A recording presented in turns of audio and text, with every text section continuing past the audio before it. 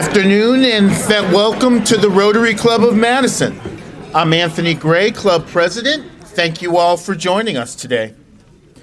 Please remain standing for our opening patriotic song. Robert Reed will lead us in singing Lift Every Voice, followed by Christy Goforth, who will lead us in singing Hit Me With Your Best Shot. And Robin Ryan on violin and Darren Harris on the electric guitar. Yeah, we at the music committee always wanted to make sure we keep you guys guessing over here. So we're going to go from very reverent to let your hair down all in a matter of minutes. Hit it, guys.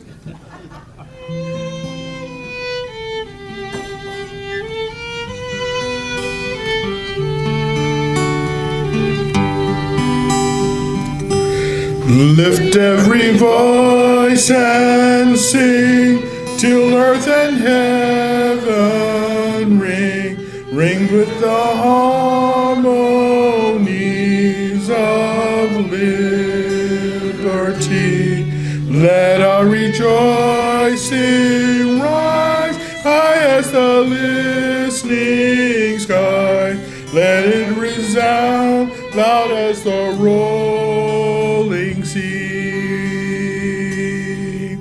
Sing a song full of the faith that the dark past has taught us.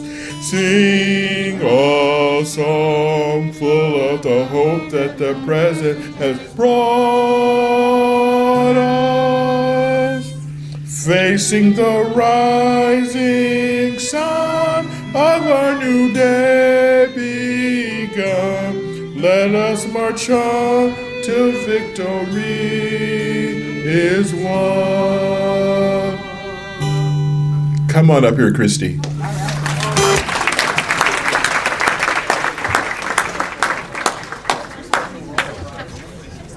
Dancing is optional, by the way. Clapping welcomed. And clapping is welcome. Clapping along, that is.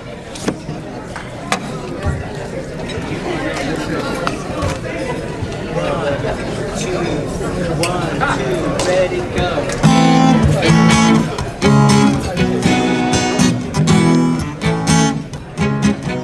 You're a real tough cookie with a long history of breaking little hearts like the one in me. That's okay, let's see how you do it. Let's put up your dukes and let's get down to it. Hit me with your best shot. Come on and hit me with your best shot. Hit me with your best shot. Fire away. You come on with your come on, don't fight fail. That's okay, see if I can. Knock me down is all in vain. I'll get right back on my feet again. Hit me with your best shot. Why don't you hit me with your best shot? Hit me with your best shot. Fire away. Hit me with your best. Oh, it's all right.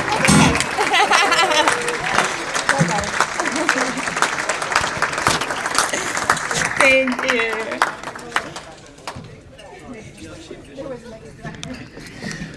Thank you, Christy. That was fabulous.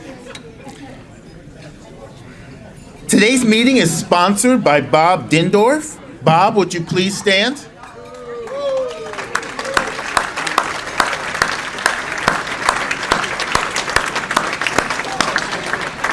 Bob has been a member since 1998 and is a past president of our club. He is sponsoring today's meeting on behalf of the Madison Symphony Orchestra's Centennial Celebration event, currently set for June 13th and 14th. Bob serves on the MSO Board of Directors and the chorus, and Madison Symphony Orchestra invites members to volunteer at and attend their centennial celebration. You can find more information at madisonsymphony.org. Our thanks to Bob for his support of today's luncheon on behalf of the Madison Symphony Orchestra.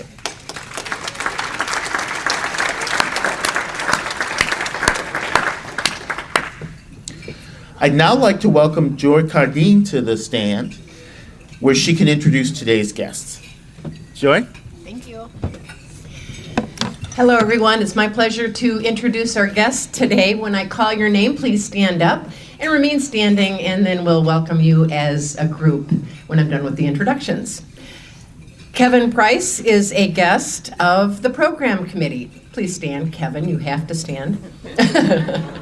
TJ Draves is a guest of the program committee, and Alex Vitani. Mary Roth is a guest of the Goodman Rotary 50 Plus Advisory Committee. Tiffany Green is a guest of Regina McConnell. Sarah Jacobson and Nate Savato are also guests of Regina McConnell. Chuck Angevine is a guest of Victor Rodriguez. Margarita Oliva is a guest of Nidia Martinez. Peter Cameron is a guest of Lisa Dugdale. Ja Malik is a guest of Susan Schmitz.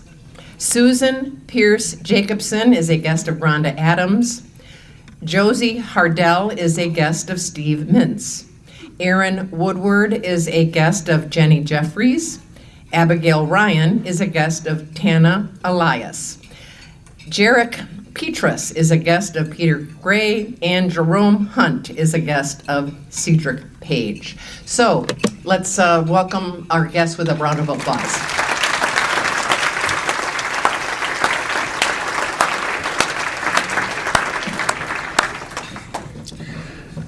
Next on the agenda, we're going to welcome Mike McKay to the podium. He's the chair of this year's Rotary International Foundation Drive, and he has a report for us. Mike? Thank you, President Anthony. All right, good afternoon, Rotarians. I'm back. I want to thank John and their International Projects Committee for their presentation last week. So you did learn some good information about how our club is participating on the international scene. And good news, we just learned this week, yesterday in fact, that both of our global grant projects have been approved by Rotary International. Thank you, Karen. Thank you, Larry. So if you want to see Kenya, or you want to see Peru, or other places around the world, let's get involved with the Rotary Foundation. So I want to start, how many of you remember Paul Harvey? Now you're going to know the rest of the story. So these people on the screen, 3 of us are Rotarians and 1 of us is not. Myself, my dad, and my grandfather are Rotarians. My mother was a Kiwanian, and she hung out with Dad when Dad was district governor. But did you know, and this is a secret you can't tell her fellow Kiwanians, my mom is a Paul Harris Fellow and member of the Paul Harris Society and gives annually to the Rotary Foundation. Why does she do that? Well, in that picture there with my dad, they were on their way back from their trip to India, where they were doing vaccinations for the children across India. And I was able to meet them in Copenhagen at the Rotary International Foundation, where we announced progress of our vaccinations in India. In 2006, they reversed the curve there, and India was polio-free by 2014, thanks to the Rotary Foundation. So now you know a little bit of the rest of the story. And I got to learn how to operate the controls.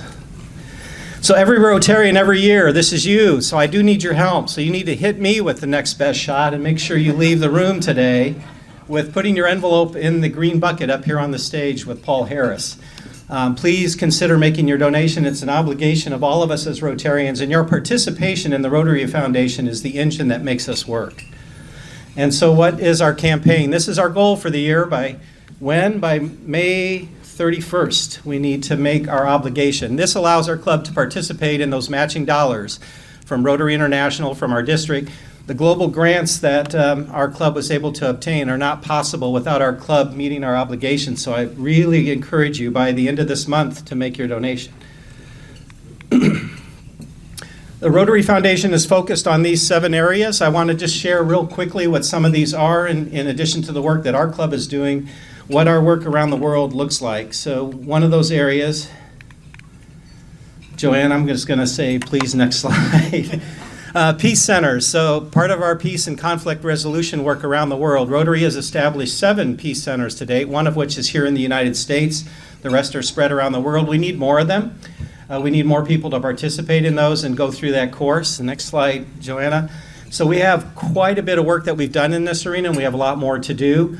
There's a lot of support from Rotary and also outside of Rotary to establish these centers and have people attend those courses and come out of that with a degree in conflict resolution. I'd like to say more of our politicians should probably take those classes. Other work that we're doing, we fight disease. We all know this. Our speakers are rewarded with recognition with a donation to Polio Plus. And next slide, Joanna. Friends, colleagues, we are this close. This is the latest data as of May of this year. We had an uptick in polio cases around the world. It's now come down. Only 3 cases in Afghanistan and 1 in Pakistan to date. So we are this close to eradicating polio. How great would it be for you to say you're part of an organization that's done that? Next slide, Joanna. Water and health and hygiene. These are projects that some of our work is focused on. So we're building wells across the world. This young person's life is going to be changed forever because of a Rotary project bringing fresh water to their community. Next slide, Joanne. We're also involved in fighting diseases, so delivering vaccines. The reason we're so successful with this is that it's Rotarians that are doing a lot of that work, people to people. It's not involving governments or non-government organizations, but it's person to person, and we're successful in delivering those services around the world. A long-standing project of Rotary is this, and cleft repair. So bringing this work to children that otherwise would have to suffer from that the rest of their life. So all good work. Life-changing event for me, building Glee Middle School in Togo, Africa. With my former club in Fort Wayne, we adopted this community and school through a global grant project, built the school from ground up. They were having to have classes outside. They now have a middle school with 600 students, and the Fort Wayne Rotary Club continues to support this project 12 years after that was implemented. Next slide. Hey, friends, we have adopted a school here in the U.S., right here in Madison, Wisconsin. This project could be eligible for that same program. If we want to get international partners to come join us here in Rotary, we could do the same. So that's why our participation in the foundation is important. Economic development. We train people around the world to set up their own businesses and maintain their own businesses through micro grants, micro loans, and training and equipment. So this is also important to impoverished communities as well. Next slide. And supporting the environment, the 7th area of focus. This wouldn't have been possible without a couple of voices right here in Madison. I would like to recognize Karen Kendrick Hands and Larry Hands. They were the voices behind having Rotary International establish the environment as a 7th area of focus. Next slide. Thank you, Karen. Thank you, Larry. They are members of the Arch Clump Society, so not Paul Harris, who's standing here today, but Arch Clump. This is the founder of the Rotary Foundation. He was the 6th president of Rotary, and that's the highest honor one can receive if you participate in the Rotary Foundation of recognition. Karen and Larry are both members of the Arch Clump Society. So please fill out your forms. Come up here and drop it in the green bucket. Join me in making a contribution to Rotary International, the Rotary Foundation, and let's do good work around the world.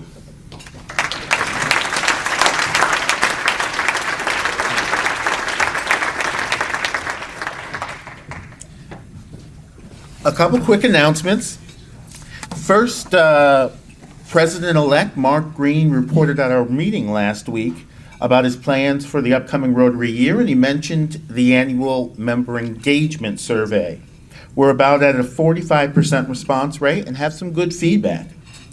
We have uploaded the full results of the survey on our website, and you can find them in the members only section.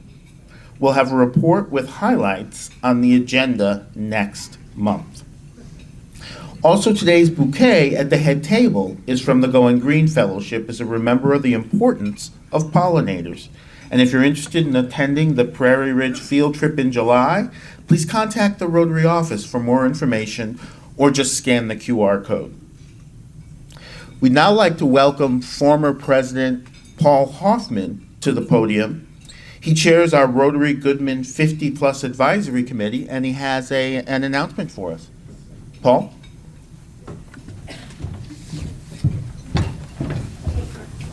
Good to see you, my friend.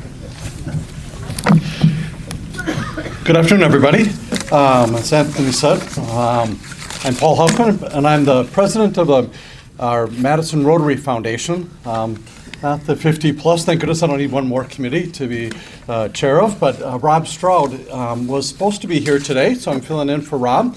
He unfortunately had a bike accident yesterday, and he suffered a leg injury, which prevents him from being here, so he sends his apologies, but hopefully he will heal up soon.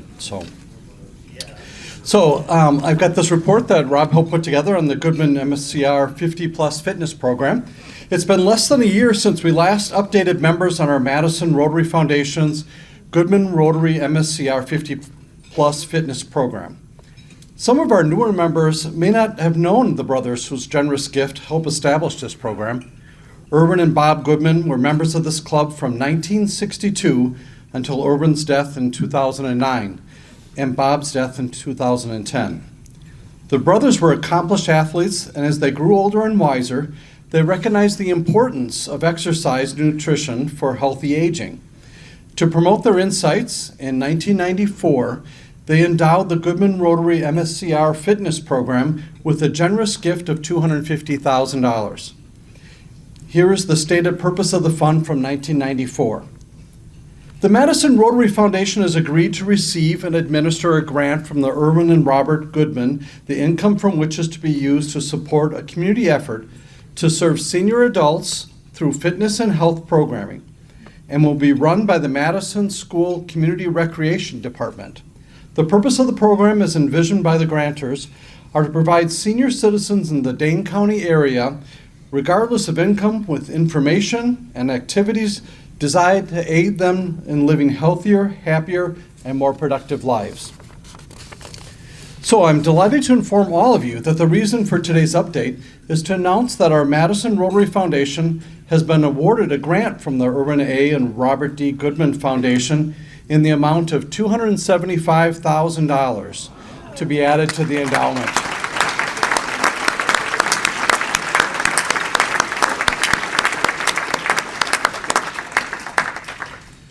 This addition will allow us to support more programming for more participants as MSCR celebrates its centennial and undertakes the expansion of the MSCR Center at Westtown. We are pleased to have Mary Roth, MSCR's Executive Director, in the audience today. Hi, Mary. Thank you for being here, Mary. With past additional gifts from the Goodmans and investment returns, this latest gift will boost the fund balance to nearly $2 million. Like all the endowed funds within our foundation, this fund annually uses 5% of its corpus, averaged over 3 years, for programming.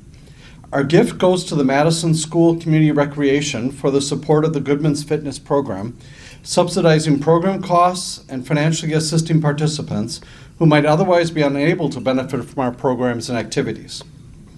We have a Rotary Advisory Committee that works with the MSCR to oversee the fitness program. Rob Stroud serves as chair, and other members of the committee include Bob Calder, Dory Hosick, Gary Peterson, Tom Pop, Paul Ryman, and Susan Schmitz. The Goodman Rotary MSCR 50 Plus Fitness Program and our annual gift to support it continues to grow. Even before this latest gift, we anticipate being able to provide almost $80,000 this year. MSCR keeps adding new programs and new instructors. Fortunately, an increasing number of Madison seniors have joined the ranks of those of us who have enjoyed the benefits of healthy activities offered by MSCR and partially underwritten by the Goodman's generosity. So our thanks to Irwin and Robert Goodman for their foresight and generosity, and thank you Goodman Foundation and Executive Director and former Rotarian E.G. Shamrock.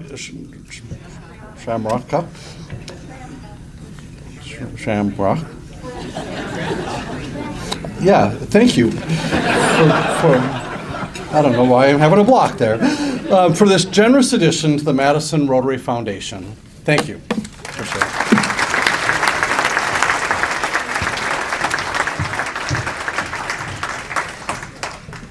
We have a few birthdays to celebrate with a bit of wisdom or humor that complements Rotary's mission. We encourage members to make a gift to our foundation's Community Grants Endowment Fund that represents their age, rounded up to 100, for our Synergy Scholarship Fund. First one is May 18th, Frank Weinhold. May 19th, Ted Ballwig, who shares this Italian proverb: after the game, the king and the pawn go back in the same box. May 19th, past President Donna Moreland, who wants to remind us of the four-way test of the things we think, say, or do. Is it the truth? Is it fair to all concerned? Will it build goodwill and better friendships? Will it be beneficial to all concerned? May 20th, Ross Levine. May 20th, past President Steve Mixtaki. May 21st, Bob Calder, who shares this message: it's a sure sign of aging when staying up late means going to bed at 9:30. May 21st, Vincent Rice. May 23rd, Ashley Quinto Powell, who shares this message: thanks to Melody Ramsey, we've long celebrated birthdays by rounding up to 100 for the Synergy Scholarship Fund. It's a beautiful tradition and a simple way to amplify our impact. But in this economy, I think we can all agree that 100 is the new 20. So I'd like to propose we stop rounding up to 100 and start adding 100 to our age. Turns out, the real fountain of youth is helping someone else. Thank you, Ashley. Our thanks to our celebrants for their contributions to Madison Rotary Foundation Community Grants Endowment Fund. Please join me in wishing all of them the very happiest of birthdays.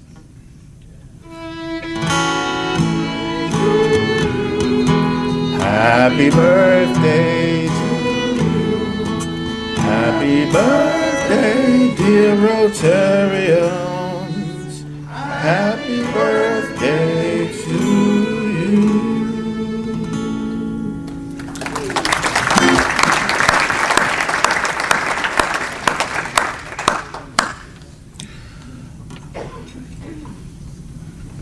Our speaker today is Conor Caloia, who is a graduate of the UW-Madison with a bachelor's degree in journalism, strategic communication, and also holds an MBA degree.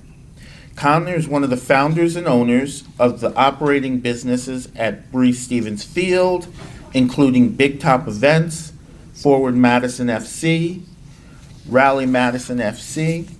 As Chief Operating Officer, he oversees the business's day-to-day operations. He has long been recognized as the USL League One Business Executive of the Year in 3 consecutive seasons and serves as the chair of the USL League One Executive Committee. He was previously a partner in multiple summer collegiate baseball teams across the state of Wisconsin and served in a leadership role in the Madison Mallards for nearly 20 years, starting his sports career there as a public relations intern in 2003. He has titled his speech today, "The World's Game, Madison's Club, Celebrating the Summer of Soccer with Forward Madison." We look forward to your presentation, Conor, and have made a contribution to the Rotary International Polio Plus Fund in your name as a way of saying thank you for speaking with us today. I want to mention that we'll have Q&A with the speaker as time allows at the end, but please wait for the microphone before speaking. Anyone who has a cell phone, please switch it to vibrate or silent, and join me in welcoming Colin to our podium.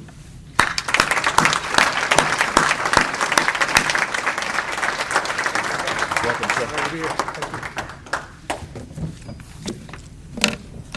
Right here. All right. Well, it's an honor to be here. A really distinguished group, some music, and great data as it relates to what you're doing, good things around the world. So really honored to be here. Today, excited to talk about soccer. It's the world's game. The summer of soccer is here with our local programming, but also what's happening across the country with the World Cup. So I'm going to talk a little bit about Forward Madison, our new women's team, Rally Madison, get into the business of soccer for just a bit, but most excited about your questions, hopefully at the end. So try and move quickly. I'd much rather talk with you than talk at you with this presentation, so would welcome your questions in just a bit. Excited to be here. Today is a historic day as it relates to women's soccer in Madison. Our new team, Rally Madison FC, plays their first game ever this evening on the road. Yeah, very exciting. And then our home opener, our official first game, Saturday at Breese Stevens Field. Breese Stevens Field just celebrated, should have been on the birthday list, just celebrated 100 years, early May. And in 100 years, there's never been a women's sports franchise at Breese Stevens Field. So we're really excited. For the first time in 100 years, it's about time, we'll have a women's sports franchise at Breese Stevens Field.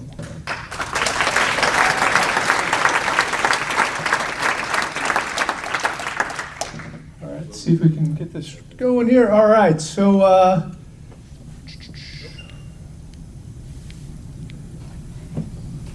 want to move forward there? 2 slides would be great. All right, so let's talk a little bit about the growth of soccer across the U.S. In the 70s, it kind of became a spectator sport. Had some fits and starts. In 1994, so 32 years ago, the Men's World Cup was held in the U.S. for the first time. It'll be held in the U.S. as well this upcoming summer. And then really where soccer started to grow was in 1995 with the birth of the MLS, and then the Professional Women's League, the NWSL, in 2012. I think the most interesting part about this slide and about the growth of soccer is we've seen a doubling of professional teams since 2015. So, 2015, there was 52 pro teams in the U.S. Now there's over 100 on the men's side, and we've gone from 9 to 25 on the women's side. So rapid growth from a spectator perspective. When the World Cup starts this summer, over 6 billion people around the world will watch the World Cup. That World Cup final will have about 1.5 billion viewers. So think about that, 1.5 billion people will be watching a single sporting match. As it relates to, am I going the wrong way or? Yes. I'm going the wrong way. All right, here we go. All right, now we got this. Let's talk about kind of locally in across the country soccer fandom. Under the age of 35, Americans consume soccer at a higher rate than baseball and basketball. Only football, outpaces soccer in that 35 and younger generation. Our audience for Forward Madison and for soccer across the country is much more diverse than other sports. And it's younger than other sports. So as we look to speak to advertisers and partners in the community, we have a 18 to 35 demographic that's far more diverse than what you see in other sports across the U.S. And that really starts with the youth. We have 50,000 players across the state of Wisconsin at the youth level playing, 20,000 in the Dane County area alone. Soccer has really benefited from the pandemic, seeing rapid growth, 23% since 2018. And it is comparable to football, outpaces baseball. Basketball is still ahead from a participation perspective. A little bit about our area and what's happening here at the youth level. More than 1,000 teams, 40 youth clubs in the greater Madison area. As I mentioned, 20,000 kids in the community playing soccer. This past year, we started our own academy. So ages 13 to 19, we're training kids to become professional soccer players down the road. Had over 350 players in that academy. And it's really been a great start for us. We started on the boys' side, and we'll be working on getting the girls' side going this fall as well. All right, let's talk a little bit about kind of how we got here. I'm new to soccer as well. I didn't grow up playing soccer. I think like a lot of folks in this room maybe didn't grow up playing soccer. Until 8 years ago, I knew nothing about soccer. Very little about soccer, I should say. We took over Breese Stevens Field in 2015. We started doing concerts and events. Didn't really have a business plan. Didn't know what we were going to do.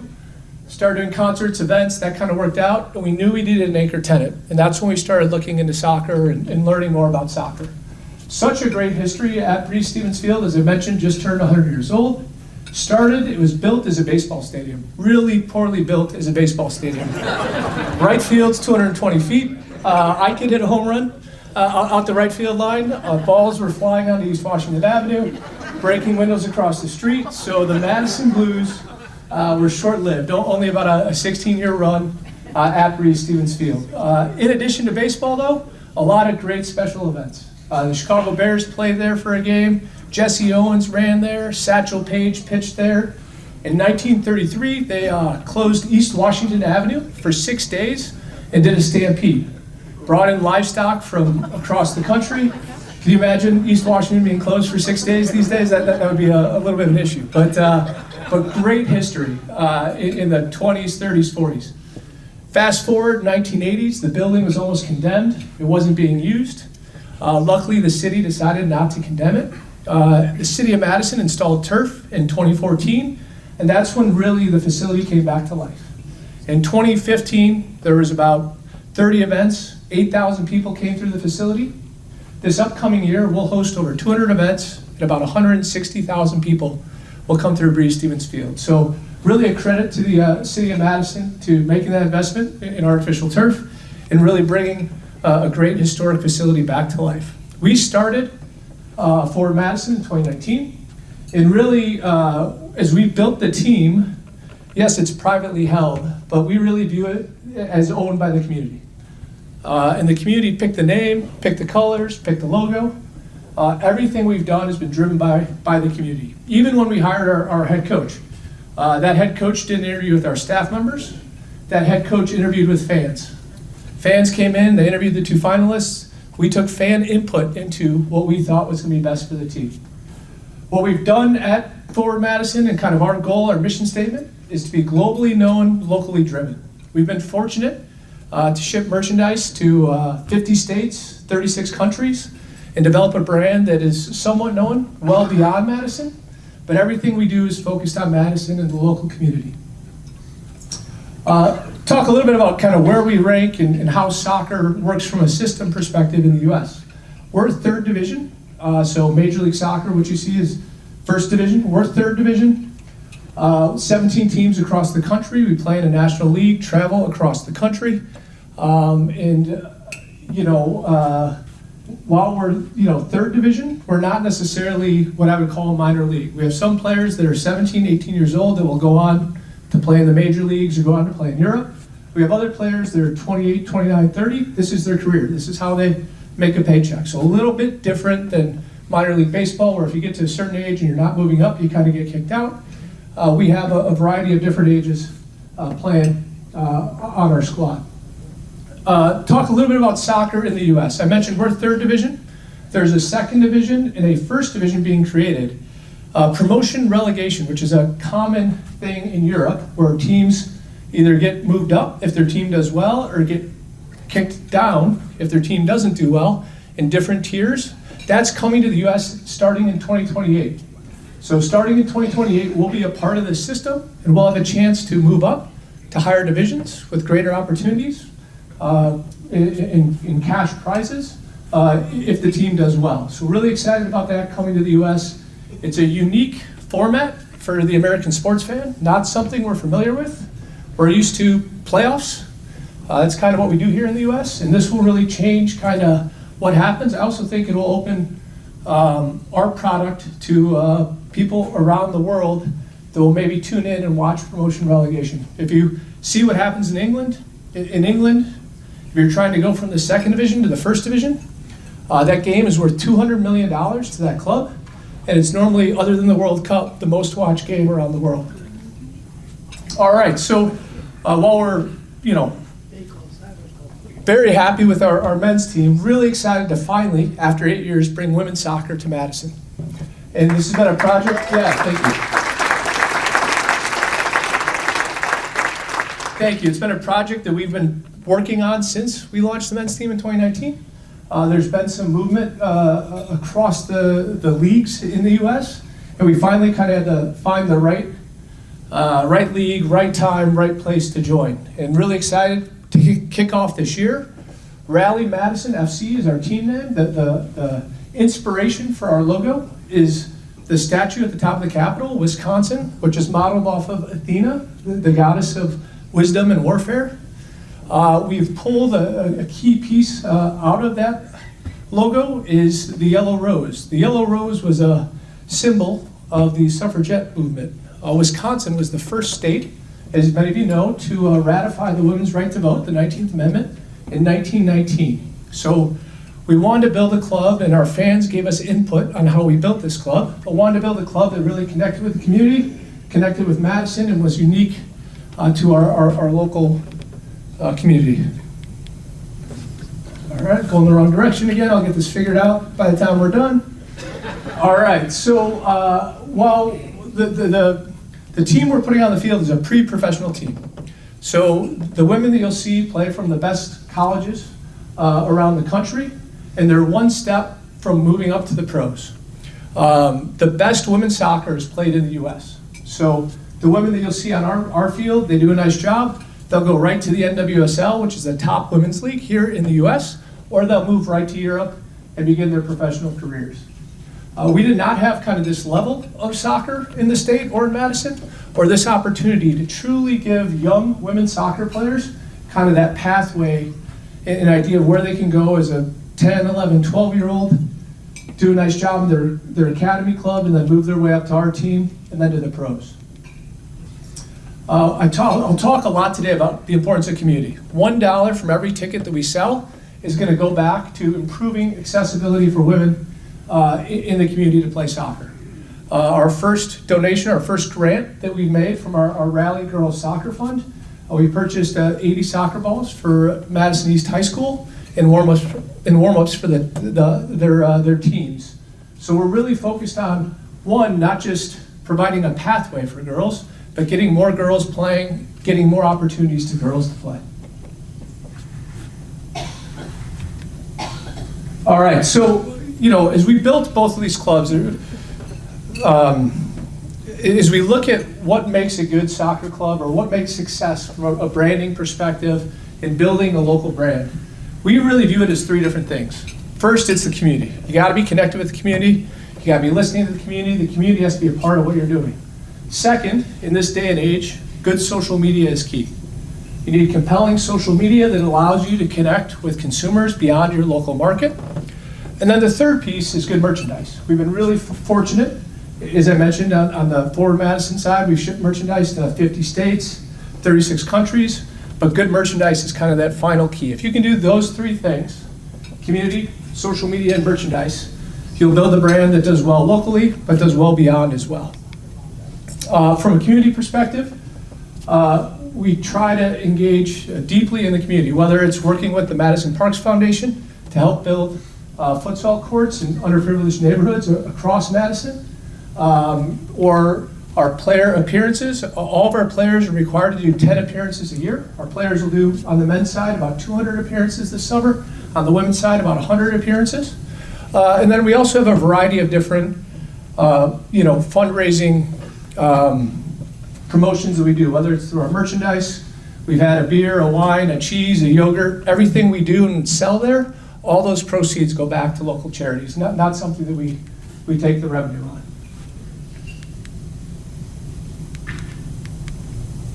All right, I talked about our players in the community. We work with Exact Sciences to get all of our players out. And then we've also sponsored, this is one of my favorite projects that we've done in our 8 years, our Special Olympics Unified team. So we have a Special Olympics team that travels the country. They've played in Colorado Springs, Omaha, Chicago. We started this a handful of years ago. We weren't very good the first few years, but we're getting good. We had a great year last year, and really awesome to have this partnership with the Special Olympics to get players out playing. And also we talk about the importance of being in the community. We worked with local schools to design our mascot. Over 4,000 kids submitted their idea of what our mascot should look like. Strut is our mascot, an 8-foot flamingo. So finally we brought out, the staff finally won. I didn't want a mascot. That's kind of like a minor league baseball thing. Spent a lot of years in minor league baseball. Didn't want a mascot, but the staff finally won. Strut has been great and has done about 50 community appearances. In addition to a mascot, we also have a live mascot as well. Rose Cowbell, our 1,500-pound dairy cow. She's at every game, named after Rose Lavelle, the former UW player that's on the women's national team. That's our second cow. We had Leonella Bessie first, which is Rose's mom. We wanted to have a live flamingo. It's a complicated story. It's really hard to safely raise a live flamingo. So nonetheless, we have a couple cows and a 8-foot mascot. I talked about our academy and their involvement in the community. We're trying to improve access to the game. So we gave over $95,000 in scholarships in our first year to get local kids into our academy. That'll be something we'll do on an annual basis to really make sure that the game is accessible. All right, let's talk just a few minutes about the business of soccer, and then we'll kind of get into some questions, hopefully. So really, the game has exploded in the U.S. in the last 10 years.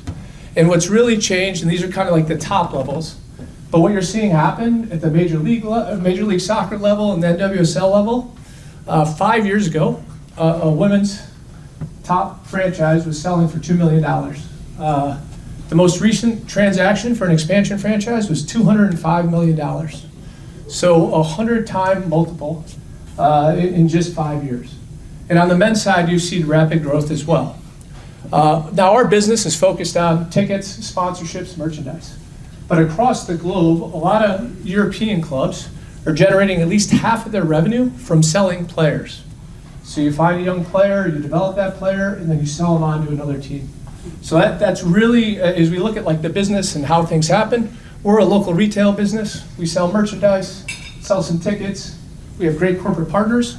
But as you look what happens across the globe, it's really quite a bit different than what you see in American sports. Our business, men's, women's, we have our concert business as well. And it's really about just doing as much programming as we can inside Breese Stevens Field, making it the home of soccer. That's really a focus this year with the World Cup coming up. We'll be showing all the men's national team games out on our video board on the pitch. It'd be a great atmosphere to watch the game. And as we talk about kind of how our business breaks out and how it comes together, it's a mix of merchandise, partnerships, ticketing, and then our youth programming. So our biggest kind of bucket of revenue comes from our community partnerships, but that is really in line or close to in line with our ticket revenue. And then we do well on the merchandise side. We outperform most clubs across the country on the merchandise side of things. And then our youth programming helps round out the overall business. As you look at where our tickets come from, and I think this is a testament to a lot of people in this room, we really outperform when it comes to corporate groups, corporate entertainment, corporate outings. We built our stadium a little bit different than most other stadiums across the league. Most other stadiums across the league, about 10% of the capacity is some kind of premium ticket, hospitality, entertainment. About 25% of our capacity is focused on entertainment, food and beverage, and some kind of group outing experience.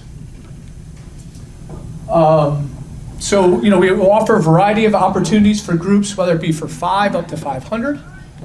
And I think just one thing to talk about, there is a Rotary Night coming up. They didn't give me all the details on this, but there's a Rotary Night coming up. I think there's some info on your table. And we would love to have you out to experience a Forward Madison match, or we'd love to have you out this weekend or in the future to enjoy a Rally Madison match. So, really appreciate you giving us a few minutes to talk about the summer of soccer at Breese Stevens Field, the introduction of women's soccer to this market, and happy to answer your questions if there's any questions.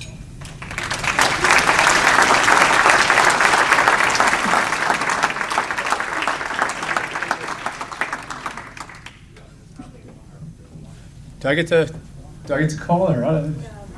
There's a. Does anybody have a question? Yeah, right over here.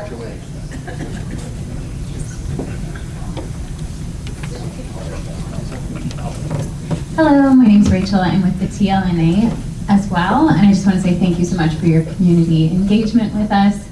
I have a question about promotion and relegation, just to make sure that there's parity for the women's and men's team. Does that apply to the women's league as well? So, great question on promotion and relegation, moving up and moving down. On the women's league, the women's side, there's currently only first division leagues in the U.S. What we're hopeful for, we started as a pre-professional team here on the women's side, but we think over the next 5 to 10 years or 3 to 5 years, you're going to see the creation of more leagues in like a second division and a third division. And as that happens, I think you will eventually see promotion relegation, but we're just not quite there yet on the women's side. I do want to recognize the TLNA. You know, Breese Stevens Field, 100 years old. We have neighbors on 3 of the 4 sides of our stadium. We do, as I mentioned, 200 events a year, a lot of concerts. We've been really fortunate to have a really understanding and good neighbor in the neighborhood association we've worked closely with. So it's really awesome to have this old facility that was able to be brought back to life right in a neighborhood. So, you know, TLNA has been a great partner. Question here. Hey Connor, Casey Likas, congrats to you and the team on all your success and the growth. Curious what, if any, upgrades or plans you have for Breese Stevens Field as everything grows over the years. Yeah, Casey, great question. You know, it's such a multi-purpose facility. We do so many different things there that any renovation, you know, we've invested about $4 million in the facility since we took over in 2016, 2015. Any renovation we do, we have to contemplate how it impacts all the different users.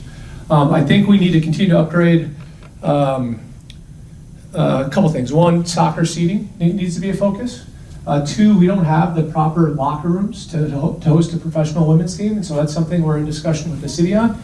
And then 3, from a concert perspective, our concert setup is very temporary, and that creates challenges for us from a programming perspective, but from an artist perspective as well. So we are fully engaged with the city on a variety of long-term improvements that would kind of address those 3 things: the seating, better seating for fans, women's soccer, and then the concert setup. You mind standing? Thanks for the presentation. Two questions kind of related. Any thoughts about the Men's World Cup this summer? Favorites, who you think is going to win? Should be an exciting time. And secondly, just thinking about the economics of soccer with all the growth. Yeah. I'll just speak for myself, really saddened about all the corruption and greed within FIFA. And how can we prevent that from happening with the United States soccer? I wish I had the answer. I'm not allowed to wager on soccer, so I can't, you know, that's something we have to sign. I think France will be good. I think Spain will be good, and Argentina you could probably think would be good as well. But for this year's World Cup, yeah, you know, it's awesome that it's a global game. It's awesome that it's growing so quickly. It's really unfortunate that there has to be so much static around the World Cup and everything that happens because of past poor business practices and corruption. It'd be great if FIFA could kind of break out of that. And I don't have the solution for that. All I can tell you, there's a lot of good things happening in American soccer away from FIFA. There's going to be a lot of growth in the game. And I think, you know, yeah, there's been some bad history there, but hopefully as a game, both domestically and globally, we can move beyond that in the next 5 to 10 years. Yeah, so I've been texting back and forth with my daughter, who's a big soccer fan, and she said, ask about the new Milwaukee team. Oh, yeah. What's going on with that? And is there going to be a relationship between the Flamingo Club and the new Milwaukee team? Yeah, several owners in our group, including our current lead owner, Jim Kazmarek, own land in Milwaukee to bring professional soccer to Milwaukee. I think, you know, it's been a long process to get a stadium built to make that happen. I think what's happened is the league has changed a little bit. When we started the process in Milwaukee, there was only our league, League One, and Championship. Now there's a third league, and that's a good thing for soccer across the U.S., but it has slowed the project a little bit, is the league and the ownership group figure out what's the right place for Milwaukee. So Milwaukee will have pro soccer. I'm confident of that in time. The 2 challenges to bringing soccer to any market are finding the right ownership group and building a facility or figuring out a facility. And so those 2 things are continuing to be worked on. I actually have a call at 1 o'clock on that specific topic. It'll happen, just need some continued patience from the folks in Milwaukee. Hi. Oh, maybe it's 1:15. I'm not running out of one. I'm here for questions. I like this part. We have a question back here. Hi, Steve Mintz. Hey, Steve. 2 questions. First one, 350 kids in the academy. You said the expectation is to put them up to the professional level. what's the realistic expectation? How many out of those 350 will make it? And then secondly, what's keeping you up at night? It's always tickets. You got to sell more tickets. You know, we've got great support and great fans, but we always got to sell more tickets. I think that the goal on the academy, couple things. Before we started our academy on the boys' side, there was 58 boys every week traveling to Milwaukee, Chicago, or Rockford to play their soccer. There wasn't a high enough level here for them. They were leaving town. We created the academy. We were able to bring 36 of those 58 boys back. So that was the first thing. There was a void in the market. We needed to fill that. The hope was, over the next 3 to 10 years, that would be a regular source to generate players. We're really fortunate. This year we signed our first player from the academy to the first team, Kevin Flores, a local goalkeeper from Sun Prairie. I think if we're being realistic, the hope is 1 to 2 players a year. I think you'll really see that start taking root in 3 to 4 years. It's going to be a few years till we really see regular traction on that player development, but the hope is 1 to 2 players a year. That'd be the hope. Question here. Hi, back in February I had the privilege of going to a soccer match in Rome, and it was actually my first soccer match ever. So it was kind of interesting to be thrown to the fire like that. My question is, how do you get someone like me, who I've always said in jest, I'd rather watch grass grow, because I love football, I love basketball, I've now all of a sudden become a big baseball fan. Yeah. So there's hope. So how do you get someone like me to get to the point where I can see and understand the movement so that I find it entertaining? I think there's 2 different answers to that. The first is, do you like cold beer? Do you like cheese curds? Do you like fireworks? We can get you out with that stuff. But if you don't like cold beer and brats and all that stuff, I'll give you your first ticket to come out and give us a try. The soccer, hands down, what you hear from people that come to their first game at Breese Stevens Field, it's amazing how athletic these athletes are. And we are at the FIFA minimum on all 4 sides of the field. So one of the great things about having a 100-year-old stadium is you're 6 to 9 feet from the action on all 4 sides. You're literally in the action. And I know you enjoy watching sports maybe on your TV, and it's fun to just sit there and be comfy, but you are in the action. You can see the movement of the players. You can feel the energy. You can feel the sweat from the players right on you. And it's really an awesome thing about our facility that you're in the action. And while it might be 1-0, 2-1, 3-1, we never score as many goals as I'd like us to score. I'd like to win every game 7-6. But while there might not be a ton of scoring, you will see a lot of action. You will see athleticism. You'll see great entertainment. And I think one of the unique things about Forward Madison is we have one of the best supporters groups in the entire country. Those are the fans lighting smoke, banging drums, chanting the entire game, and that alone is part of the entertainment for 90 minutes. Give us a try. I'll get you a ticket. How does the college game fit into this overall geography? Yeah, there continues to be change in the college game, and I think just last week there was a vote to move to a 10-month season, so a 2-semester college season as opposed to a current 1-semester college season. We will benefit from some college players coming to play for us after they're done in college. The reality is soccer, different than a lot of other sports, that if you're not discovered by the time you're 18, 19 years old, you're probably not going to be a high-level professional player. There's been professionals in the game as young as 13, and really the top talent is kind of moving on 17, 18, 19 years old, whether it be to the MLS and their academies or to Europe. So college soccer, we have a great college soccer program here at the University of Wisconsin. It does play somewhat of a role, but the reality is the top players are probably bypassing college and playing in an academy and professional environment. Question over here. Yes. Thanks for your presentation. Quick question on merchandise. Before I get to that, though, I just noticed, and maybe this goes back to Victor's really good question, our little flyer here for Rotary Night, my eagle-eyed table mate spotted that our ticket includes unlimited food and drink. So all right, that might be something to get us some of us newbies out to Breese Stevens. My question about merchandise, I went to your merchandise shop for the first time a few weeks ago, and I walked in and I said, where's the Madison Forward jersey? And there was a wall of different colored jerseys. So is there no longer in my mind I see a light blue and white jersey. Apparently that's no more. And there's multiple jerseys? Thank you.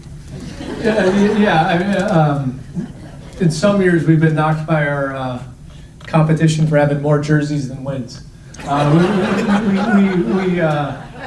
We're pretty liberal when it comes to jersey production. Our standard home jersey will be that light blue and white, and we have that. We're actually rolling out next week, I think. We haven't announced it publicly, but we'll kind of have a throwback Breese Stevens Field 100-year celebration jersey as well. But one of the great things I think about what we've done on the merchandise side is we've been able to create custom jerseys that whether it be for a home, away, or an alternate, or a variety of different charitable causes that we do 4 or 5 times throughout the year. One, it's part of what we do on the merchandise side, but more importantly, it's part of the way that we raise money for local charities as well. So we have, in a given year, we'll probably wear about 4 different jerseys on the pitch, maybe 5, and then a variety of pregame tops as well. Hi, a major criticism of U.S. soccer is that it's too expensive for kids to play. We're getting a lot of suburban kids, but we're maybe missing out on the kids from the lower socioeconomic areas. Is that a fair criticism still, do you think? And is there anything that Forward is doing to, so we're not missing these kids that can't afford to pay for the traveling leagues or whatever? Yeah, I wish I had another hour to talk about all the things that could be fixed in U.S. soccer. And yeah, it starts with the youth. It's absolutely an issue. The business has become a pay-to-play issue. Unfortunately, we're a little bit of part of that, but I think the difference in what we're doing is, as I mentioned, we've given $95,000 in scholarships. So if there's any kid that has any potential financial challenge, we don't want that to be a barrier to entry to play soccer. And if we're going to improve the level of soccer across the country, we need to continue to lower that barrier for any kid to play soccer. There needs to be opportunities for kids to play soccer at all incomes. We're trying to be a part of that with our local club. We also strongly support the Millennium Soccer Fund, which is really, it's a great local soccer program that gives kids a chance to play that maybe can't afford to play in an organized group. And we actually provide all the jerseys for them and are a strong supporter of what they do. So yeah, absolutely, it's an issue. It's something that everybody in soccer needs to work on to get more kids playing so we can produce better talent down the road. Last question here. Thank you. Okay. Victor, I've got a response to your question to tie things up. I have a son who loves soccer, and I asked him, why do you like soccer so much? And his response was, I was a hockey player. It's the movement in soccer, just like the movement in hockey, that really is exciting. So if you can start to appreciate the movement in soccer as well as the scoring, you might end up liking it. Thank you for that. Yeah. Just one last comment, I know we have to wrap up, but a midfielder, in a normal game will run 8 to 9 miles as well. So not only is there amazing movement, but they're doing that sustained over, about 100 minutes. Thank you very much for having me. Really, really appreciate it. And hope to see you all this summer.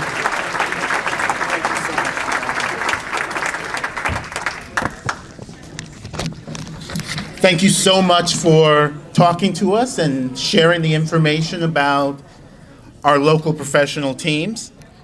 Thank you to everyone who joined us this week, and I hope you'll join us next week when Vikas Narula will present on A Tree for Every Child, a forest in every neighborhood with the Neighborhood Forest Project.